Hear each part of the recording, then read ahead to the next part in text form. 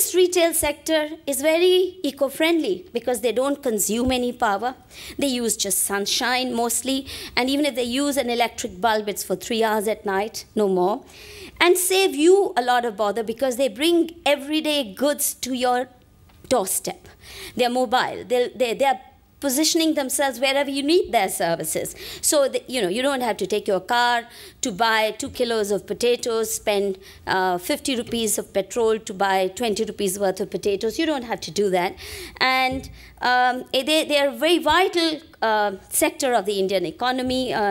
Figures are humongous if I were to tell you how much they contribute. Also street food vendors, vital for the survival of migrant poor in cities, because it's only a street vendor who can provide you freshly cooked meal for 10 rupees or 15 rupees a day, and nobody else. And yet, the Supreme Court in its grand business has banned the existence of street vendors. Doesn't mean, food vendors in India. Doesn't mean food vendors, street food vendors have disappeared. Again, all it means is the bribe rates escalate. It's also very interesting how little space a vendor takes. Now, take an example of this little man on this cycle, and he is earning for not just himself, but his farm-based family. This little space, but of course, we have no space for such people. We have to keep them illegal because cities are choked. We can't give them legal spaces. Again, as per India's municipal laws framed during colonial rule, it is illegal to vend without a license. And of course, the municipality will not give you a license. So that in itself is a big trap. For decades, the municipality stopped giving licenses. The result is that, for example, in a city like Delhi, where the municipality says we have at least 300,000 to 500,000 street vendors, licenses have been issued to less than 3,000, which means, again, more than 99% are illegal. The same story elsewhere. And interestingly, even these 3,000 licenses came after vendors' unions fought long, prolonged battles in the Supreme Court, saying, why has the municipality stopped giving us licenses? We're willing to pay. But again, they have a vested interest in illegality because it yields bribes worth, we calculated, 500 crores per annum. Now, these were guess estimates, but interestingly, when the Prime Minister, the former Prime Minister, read our material, the campaign material we had prepared, he said, it's, even though Manushi has collected this information by informal interviews, which it sounds right. So this figure has achieved some amount of sanctity, except that it's probably gone further up. Now, what you see in Delhi is, again, routine assaults on account of illegal status of vendors. You see a picture here. This is a typical clearance operation on May 14th. June 14th, vendors are back to business at the same place. And how does it happen? Well, if they were paying 1,000 rupees per month by way of bribe, after being kept out of work for 20 days, 25 days, they're desperate. So the police and the local mafia, the bribe-collecting mafia, will approach them and say, well, you want to get back? Bring more money, etc. And you see this kind of run, and these are the kind of licenses, receipts issued to them when the goods are confiscated. I'd like you to see a typical clearance operation, if you can. It's like it's like enemy aggression. And not surprisingly, very few people in India are as afraid of Pakistan-trained terrorists as they are of our own police and municipal agencies, because this is what happens. This is daily occurrence. Taking away their goods, leaving people crying, desperate.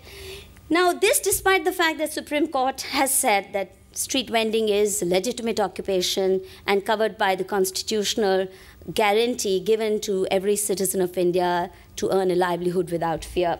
But the very same Supreme Court set a very absurd criteria for deciding who's to get a license. When vendors' unions went to the court, the Supreme Court said, yes, give them licenses, but then they have to produce proof that they were squatting in the same place continuously for 20 years.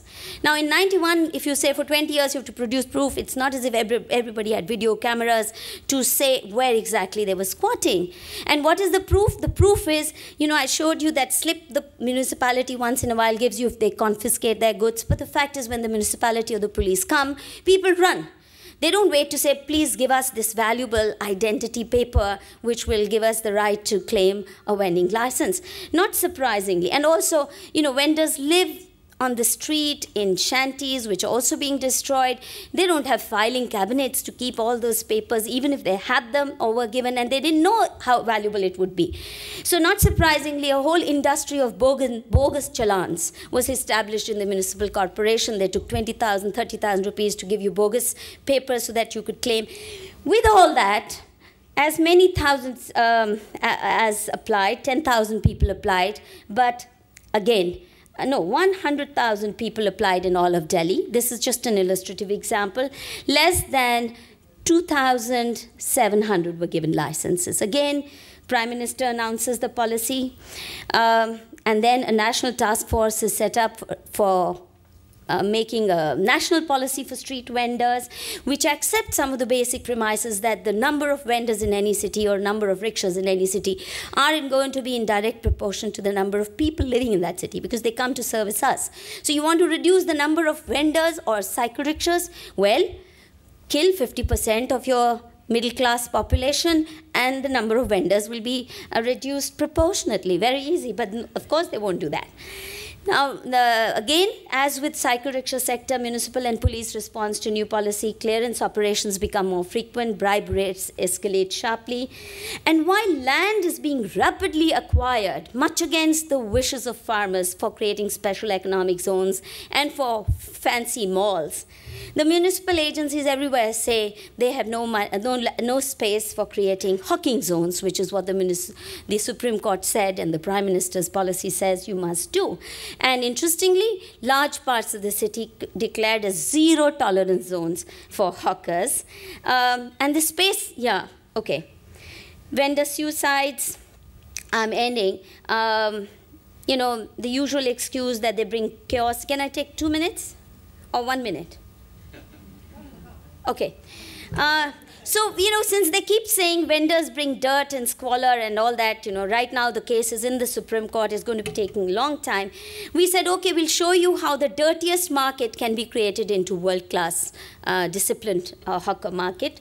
And this is what we did to a market which was one of the dirtiest in Delhi. We transformed it, made clean footpaths, designed stalls, you know, just rational allocation of space. This is what the parks look like, and this is what we transformed them into to prove by concrete example that vendors can be disciplined if only you wish to. And the chaos is deliberate strategy to make them look like a nuisance so that the middle classes, elite classes will justify clearance operations. But of course, once we did that, the mafia that collects bribes struck back. Lot of violence. Many of us have been beaten. I'm right now living under police security, and this is what they've done to the market. They couldn't stand it that it became clean, it became neat. And now, for as I said, that was only a pilot project. Our main battle is for the honest implementation of the national policy for street vendors so that people can earn their livelihood without harassment, without extortion. And what we are demanding is an independent task force that identifies genuine vendors through a citywide photo census. The Supreme Court has accepted this demand, which is going to throw the municipal corporation in a real tizzy. And we've also demanded renowned town planners doing, not the bureaucrats doing city planning. Also, that number of licenses be in proportion to the population size, and total ban on confiscation and destruction of goods. To sum it all, it's not the poor that are a problem. It's those who parasite on them are. And they cannot be empowered without curbing the lawlessness of the state machinery and dismantling various perverse laws that crush people's entrepreneurial genius and makes them targets of extortionist mafias. Thank you.